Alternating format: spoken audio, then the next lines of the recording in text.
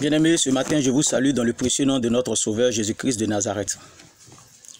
Ce matin, j'enseignerai sur la différence entre le pouvoir de guérir les malades et le don des guérisons. Nous allons prendre notre Bible dans le livre de Actes 9, le verset 7 à 9. Je lis la parole du Seigneur. Les hommes qui l'accompagnaient demeuraient stupéfaits. Ils entendaient bien la voix, mais ils ne voyaient personne. Saul se releva de terre, et quoique ses yeux fussent ouverts, il ne voyait rien. On le prit par la main, et on le conduisit à Damas. Il resta 3 jours sans voir, il ne mangea ni ne but. Amen. Parole du Seigneur. Seigneur, je prie que quiconque entende cette parole ce matin, que tu lui accordes la grâce, dans le nom de Jésus-Christ de Nazareth. En petit temps, le pouvoir de guérir les malades. Bien-aimés, retenez et gardez ces enseignements, car elles sont d'une grande utilité pour tous ceux qui croient en la parole de notre Seigneur Jésus-Christ de Nazareth. C'est pourquoi je m'appuie sur les Écritures pour vous enseigner ce que je sais. Nous allons prendre notre Bible dans le livre de Galates 4, le verset 15 à 16. Où donc est l'expression de votre bonheur? Car je vous atteste que, si cela eût été possible, vous vous seriez arraché les yeux pour me les donner. Suis-je devenu votre ennemi en vous disant la vérité? Ce que je sais du pouvoir de guérir les malades, Dieu le donne à tous ceux qu'il a appelés à faire son œuvre. Quand nous prenons Matthieu 10, le verset 1er, le pouvoir de guérir les malades est limité et cela dépend du Saint-Esprit. 2 Timothée 2, le verset 14 à 15. Rappelle ces choses en conjurant devant Dieu qu'on évite les disputes de mots qui ne servent qu'à la ruine de ceux qui l'écoutent. Efforce-toi de te présenter devant Dieu comme un homme éprouvé, un ouvrier qui n'a point à rougir, qui dispense droitement la parole de la vérité. Il se renouvelle par la sanctification, le retrait, la prière, le jeûne et la foi de l'homme de Dieu qui le possède. Jacques 5, le verset 14 à 15. L'homme de Dieu qui a le pouvoir de guérir les malades prie. Il prie pour être exaucé par sa foi, afin que les malades reçoivent la guérison. Bien-aimés, je voudrais que vous ne vous lassiez point de faire du bien, car nous moissonnerons au temps convenable.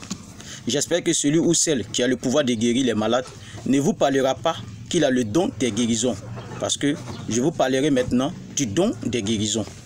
En petit b, le don des guérisons ou le don de guérir les malades. Nous allons prendre notre Bible dans le livre de Romains 11, le verset 29. Car Dieu ne se répand pas de ses dons et de son appel. Bien-aimés en Christ, vous savez, je prie pour vous afin que vous n'ignorez pas les Écritures, mais que vous soyez instruits et remplis de connaissances, afin de résister à la philosophie et aux discoureurs, aux diseurs de bonne aventure. Je le dis à votre profit. Comprenez ce que je vous dis. Je suis apôtre, je ne mens pas. Et si je mens, je m'en tiens à Dieu. C'est lui qui me juge. Quand Dieu donne un don, il ne le reprend plus. Il laisse à la portée de celui à qui il a donné. C'est pourquoi Dieu ne donne pas un don à quelqu'un sans que la personne ait la connaissance et la maîtrise de ce don. Dans ce cas, nous parlerons du don des guérisons. Celui qui a le don des guérisons ou celui à qui Dieu donne le don des guérisons agit selon les paroles pour qu'un malade soit guéri. Il n'a pas besoin d'être exaucé. Acte 28, le verset 8. Je lis la parole du Seigneur. Le père de Publius était alors au lit, malade de fièvre et de dysenterie. Paul, s'étant rendu vers lui, pria, lui imposa les mains et le guérit. Il a le pouvoir de manifester le don qu'il a reçu. Il le manifeste pour un intérêt qui est l'intérêt général et qui est le point central du don qu'il a reçu, c'est-à-dire pour l'intérêt de Jésus-Christ de Nazareth. Alléluia. Le don des guérisons n'est pas limité. Le don des guérisons est un don de puissance. Celui qui l'a a à la fois. J'espère que mes enseignements vous feront du bien, car j'aimerais que vous soyez enseignés de ces choses que nous devons parler afin que Christ soit édifié. C'est pourquoi je vous parlerai d'une expression qui n'est pas biblique. Quand nous prenons le livre de Matthieu 5, le verset 9 à 10, Je lis la parole. Heureux ceux qui procurent la paix, car ils seront appelés fils de Dieu.